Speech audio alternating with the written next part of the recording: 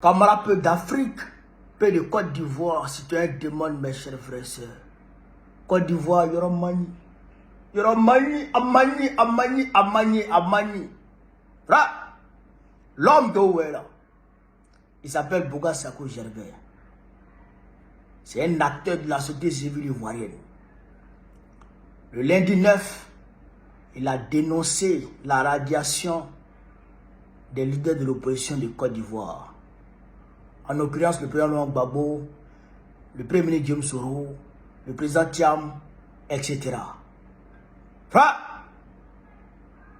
Draman a envoyé son escadron de la mort derrière lui pour tenter de finir lui, pour tenter de l'envoyer 6 pieds sous terre.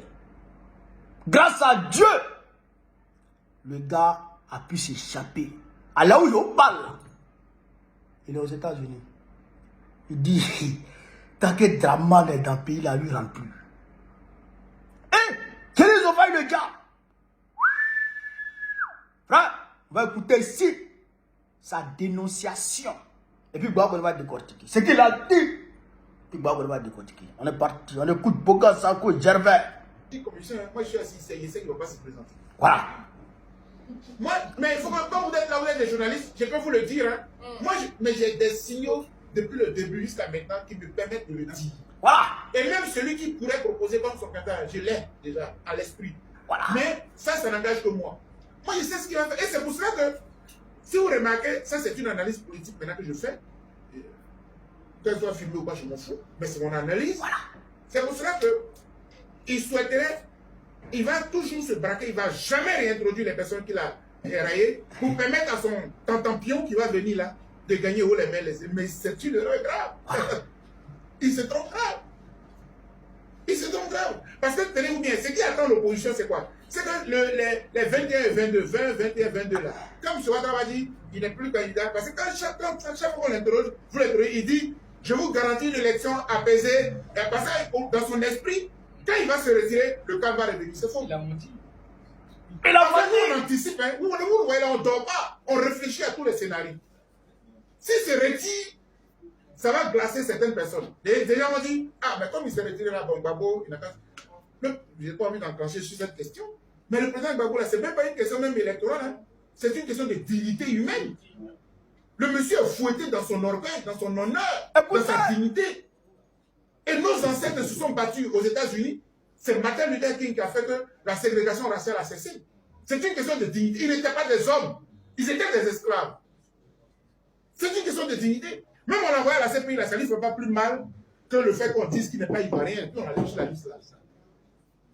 C'est une blessure. C'est pour ça que la justice ivoirienne s'est trompée. C'est la CEI et le gouvernement. Parce que le juge, quand il a prononcé la condamnation à 20 ans, une condamnation injuste, il n'a pas écrit expressément qu'il est privé de ses droits civiques. Parce que la question des droits civiques est tellement importante que quand un juge veut t'en priver, dans la décision, là, il écrit. Ça n'a pas été écrit. Parce qu'on peut te condamner à 20 ans alors que tu votes. Il y a des gens qui votent en prison. On peut te condamner et puis tu peux voter. Mais le fait de l'avoir écrit expressément, c'était pour le blesser, pour l'humilier. Or, de vous à moi, il y en a qui sont venus d'ailleurs. Comment quelqu'un qui vient d'ailleurs peut dire que toi qui es d'ici, tu n'es pas de ce pays? Je crois que c'est ça. Moi, c'est la lecture de l'intellectuel que je fais. Je ne tombe pas dans les bassesses des gens qui sont moutons.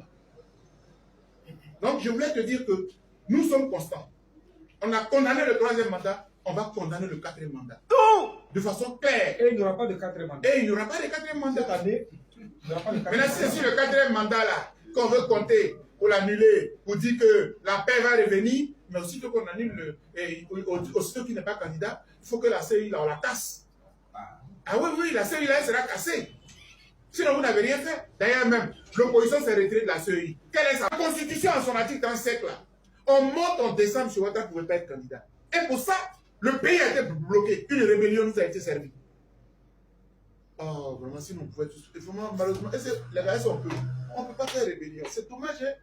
Parce que j'ai parlé avec un ami là, il dit, oui, les contextes ne sont pas les mêmes. À l'époque, les rapports des forces avaient changé parce qu'ils n'avaient plus la force, ils n'avaient plus les armes. Ce n'est pas légitime. Parce que la rébellion, elle atteint des victimes innocentes. Elle laisse les vrais cibles. Donc, si le droit est bloqué, on s'assoit et puis on trouve des solutions. Souvent, et ça je vais terminer par là, quand les gens sont au pouvoir, ils croient que rien ne peut leur arriver. Parce qu'ils ont l'armée, parce qu'ils ont la police, parce qu'ils ont la gendarmerie. Mais ils ne savent pas que parmi les milliers de policiers, de gendarmes, de militaires, là, ce sont des pères et des familles avec qui nous dormons tous les jours. Ils ne savent pas ça. Ils ne savent pas que les milliers de policiers, de gendarmes, de militaires, là, ce sont nos parents avec qui nous dormons tous les jours. Et tu ne peux pas avoir l'unanimité de tous ces gens-là de ton côté. Il faut arrêter de défier le peuple. Donc, frère, donc, voilà ce qu'il a dit en substance. Sinon, il a dit d'autres choses. Hey. Il a craqué. Hein? Mon mec, il me dit, mais attends, c'est Boka ça. Il a mangé quoi? Il a mangé quoi? Et puis il parle comme ça. Ils ont fait une première conférence de presse. Il a allumé bleu.